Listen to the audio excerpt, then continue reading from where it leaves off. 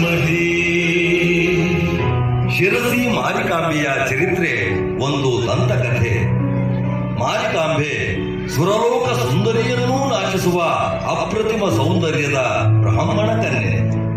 ಅವಳ ಸೌಂದರ್ಯಕ್ಕೆ ಮಾರು ಹೋದ ಅನ್ಯ ಜಾತಿಯ ಮಾಂಸಾಹಾರಿ ಯುವಕನೊಬ್ಬ ಮದುವೆಯಾದರೆ ಇವಳನ್ನೇ ಮದುವೆಯಾಗಬೇಕೆಂಬ ಛಲದಿಂದ ಬ್ರಾಹ್ಮಣರ ಆಚಾರ ವಿಚಾರಗಳೊಂದಿಗೆ ವೇದ ಶಾಸ್ತ್ರ ಮಾಯಾಜಾಲಗಳನ್ನು ಕಲಿತು ತನ್ನ ಅನ್ಯ ಜಾತಿಯನ್ನು ಮರೆಮಾಚಿ ಬ್ರಾಹ್ಮಣನೆಂದು ನಂಬಿಸಿ ಮಾರಿಕಾಂಬಳನ್ನು ಮೋಸದಿಂದ ಮದುವೆಯಾಗುತ್ತಾರೆ.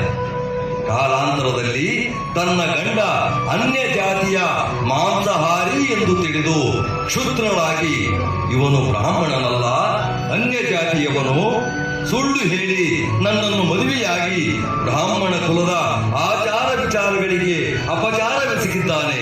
ಈ ಪಾಪಿಯನ್ನು ಜೀವ ಸಹಿತ ಬಿಡಬಾರದೆಂದು ರೌದ್ರಾವತಾರ ತಾಳಿ ಆರ್ಭಟಿಸುತ್ತ ಬರುತ್ತಾಳೆ. ಆಗ ಮೋಸ ಮೋಸ, ಅನ್ಯ ಜಾತಿ ಗಂಡಿನಿಂದ ಬ್ರಾಹ್ಮಣ ಹೆಣ್ಣಿಗೆ ಅತೀವ ಮೋಸ. ಎಲ್ಲವೋ ವಂಚಕ.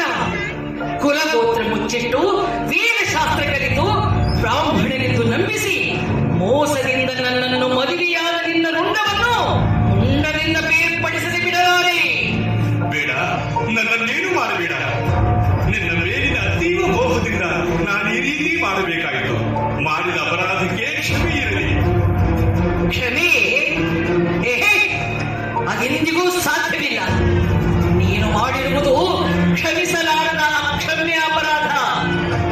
ಬ್ರಾಹ್ಮಣ್ಯ ಕುಲ ಸಂಪ್ರದಾಯಗಳನ್ನು ಗಾಳಿಗೆ ತೂರಿ ಮಾಂಸ ಭುಂಜಿಸಿ ಬ್ರಾಹ್ಮಣ ಕುಲ ಮರ್ಯಾದೆಗೆ ಮಸಿ ಬಳಿದ ಪರಮ ಪಾಪಿ ನೀನು. ಸುಳ್ಳು ಮೋಸ ವಂಚನೆಗಳಿಂದ ಕುಲ ಸ್ತ್ರೀಯರ ಕುಲಗೆಡಿಸುವ ನಿನ್ನಂಥ ದ್ರೋಹಿ ಬದುಕಿರಲೇಬಾರದು. ದುಡುಕಬೇಡ, ವಿಚಾರಿಸು. ಎಷ್ಟಾದರೂ ನಾನು ನಿನ್ನ ಗಂಡ. ಅಲ್ಲ ಅಲ್ಲ ಅಲ್ಲ, ಮನುಕುಲಕ್ಕೆ ದಂಡವಾಗಿ ಭಂಡ ದೇಹ ಹೊತ್ತು ಬಂದಿರುವ ಕೆಟ್ಟ ಪಿಂಡ ನೀನು. ಇಂದು ನಿನ್ನ ರುಂಡ ಚೆಂಡಾಡದೇ ಬಿಡಲಾರೆ. ಸಿದ್ಧನಾಗು ಸಾವಿಗೆ ಶರಣಾಗಲು. ನನ್ನ ಸಾವು ಅದು ನಿನ್ನ ಕೈಯಿಂದ. ಅಯ್ಯೋ ಹುಚ್ಚಿ, ಅಸಾಧ್ಯದ ಕನಸು ಕಾಣುತ್ತಿರುವೆ. ಸಕಲ ವಿದ್ಯಾ ಪಾರಂಗತನಾದ ನನ್ನನ್ನು ನೀನೇನು ಮಾಡಲು ಸಾಧ್ಯವಿಲ್ಲ. ಈಗ ನೋಡು ನನ್ನ ಮಾಯಾ ವಿದ್ಯೆಯನ್ನು.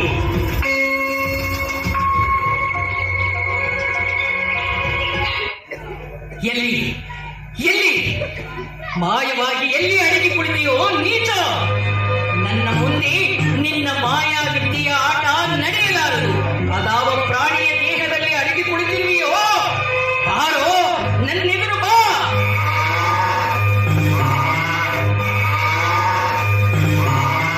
ಕೋಣದ ದೇಹದಲ್ಲಿ ಅರಿತು ನನ್ನೆದುರು ಬಂದಿರುವೆಯಾ? ಬಿಡುವುದಿಲ್ಲ ನಿನ್ನನ್ನು.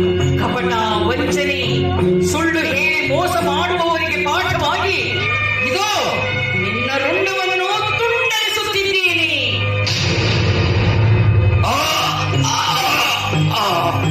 ಈ ರೀತಿ ಕೋಣನ ದೇಹದಲ್ಲಿ ಅಡಗಿ ಕುಳಿತಿದ್ದ ಗಂಡನ ರುಂಡವನ್ನು ಕತ್ತರಿಸಿ ಆವೇಶಗೊಂಡು ಮನೆಗೆ ಬೆಂಕಿ ಹಚ್ಚಿ ತಾನು ಅಗ್ನಿಗೆ ಆಹುತಿಯಾಗುತ್ತಾಳೆ.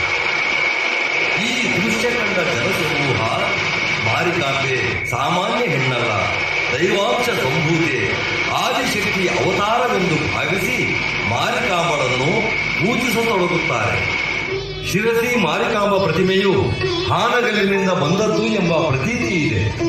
ಹಾನಗಲ್ಲಿನ ದುರ್ಗಾದೇವಿ ಪ್ರತಿಮೆಯನ್ನು ಕಳ್ಳರು ಕತ್ತೊಯ್ದು ಶಿರಸಿಯ ಕೆರೆ ದಂಡೆಯಲ್ಲಿ ವಜ್ರ ವೈಡೂರ್ಯಗಳಿಂದ ಕೂಡಿದ ಬಂಗಾರದ ಆಭರಣಗಳನ್ನು ದೋಚಿ ದೇವಿ ಪ್ರತಿಮೆಯನ್ನು ಕೆರೆಯಲ್ಲಿ ಎಸೆದು ಹೋಗಿರುತ್ತಾರೆ.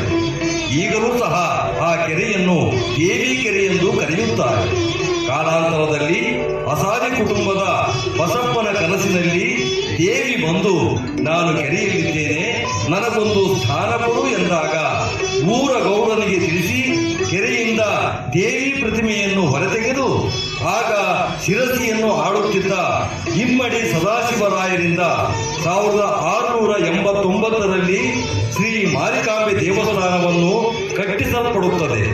ಅಂದು ಸ್ಥಾಪಿಸಲ್ಪಟ್ಟ ಶ್ರೀ ಮಾರಿಕಾಂಬ ದೇವಿಯು ಉತ್ತರ ಕನ್ನಡದ ಆರಾಧ್ಯ ದೇವತೆಯಾಗಿ ಜಗತ್ ಪ್ರಸಿದ್ಧರಾಗಿ ನಂಬಿ ಬಂದ ಭಕ್ತರ ರೋಗ ರುಜಿನಗಳನ್ನು ದೂರ ಮಾಡಿ ಬೇಡಿದ ವರಗಳನ್ನು ಕೊಟ್ಟು ರಕ್ಷಿಸಿ ಆಶೀರ್ವದಿಸುತ್ತಿದ್ದಾಳೆ ಶಿರಸಿಯ ಶ್ರೀ ಮಾರಿಕಾಂಬೆ.